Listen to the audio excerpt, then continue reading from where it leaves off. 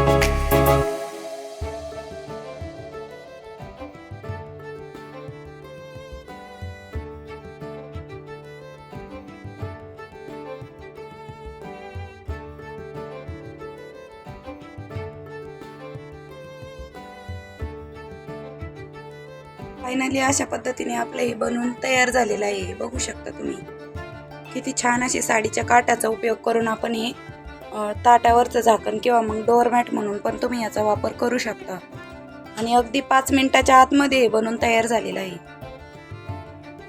Video जर आवडला असेल तर प्लीज लाईक करा, शेअर करा आणि चॅनलवर जर तुम्ही पहिल्यांदाच व्हिडिओ बघत असाल तर वर्षा फॅशन चॅनलला नक्की सबस्क्राईब करा।